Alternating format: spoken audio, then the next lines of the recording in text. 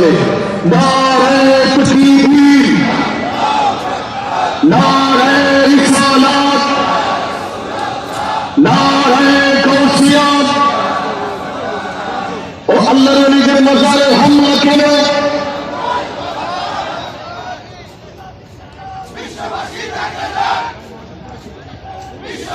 السلام عليكم ورحمة الله وبركاته حمدا ومصليا ومسلما أما بعد أعوذ بالله من الشيطان الرجيم بسم الله الرحمن الرحيم إن الله وملائكته يصلون على النبي يا أيها الذين آمنوا صلوا عليه وسلموا تسليما صلاة الرسول اللهم صل على سيدنا مولانا محمد وعلى آل سيدنا مولانا محمد مولانا صلى الله عليه وسلم على حبيبك خير الخلق كلهم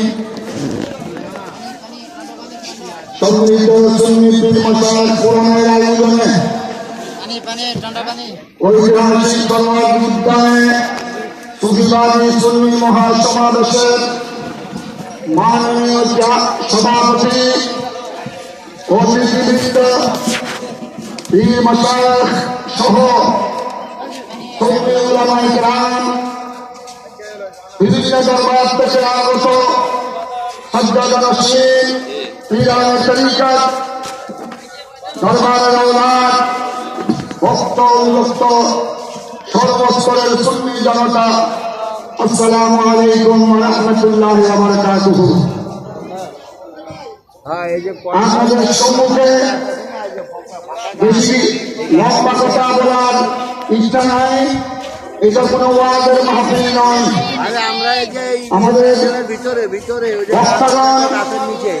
এতক্ষণ বক্তব্য দিয়েছেন, আরো 4 বর্গ আলোচনা আপনারা শুনবেন। আমি শুধু একটি কথা আপনাদের একমত বলতে চাই। আমার এক ভাই বলেছেন, এটা বাস্তব বলেছেন, যারা আল্লাহর ওলির মাজারে হামলা করবে, আল্লাহর ওলির মাজারে হামলা করে আল্লাহর ওলিদের স্থানে পুত্র তাচ্ছিল্য করে এরা হোটেলে গিয়ে ধরা পড়ে। আমরা এই সুফি সমাবেশ থেকে আহ্বান জানাতে চাই, বর্তমানে কিছু হুজুর আমাদের বাংলাদেশের সংসদে গিয়ে সংসদকে অপবিত্র করছে। তাদের কি কর্মের দ্বারা গোটা মিডিয়ার মাধ্যমে, গোটা সমস্ত চ্যানেলের মাধ্যমে আজ গোটা বিশ্বে ছড়িয়ে পড়েছে যে সংসদের হুজুর উনি হোটেলে নারী নির্যাতনে ধরা পড়েছে। আমরা এই সুফি সমাবেশ থেকে উদাত্ত আহ্বান জানাতে চাই, বাংলাদেশের সংসদকে অপমান করবেন না। বাংলাদেশের সংসদকে যদি অপমান করা হয়, সংসদ ভবনকে অপমান করা মানে ওরা বাংলাদেশের 17 কোটি জনগণকে বেইজ্জত করা। সুতরাং আমরা তাদেরকে যথাযথ বিচারে কাজ করাই হাজির করার জন্য বর্তমান সরকারকে উদাত্ত আহ্বান জানান।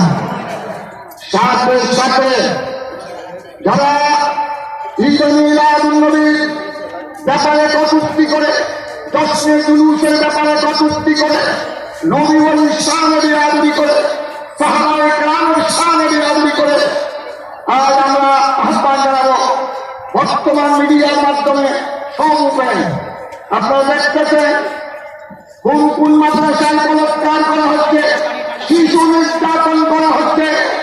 সুতরাং সুফিবাদী সুন্নি মহাসমাবেশ থেকে আমরা প্রতিবাদ করি, সাথে সাথে সরকারকে দাবি জানাই এই সমস্ত মাদ্রাসা, এই সমস্ত কর্মকাণ্ড, শিশু নির্যাতন যারা করছে, বলাৎকার যারা করছে, কত শিশুদের জান চলে যাচ্ছে, এই সমস্ত প্রতিষ্ঠানগুলো মাদ্রাসা হোক, বেটা হোক,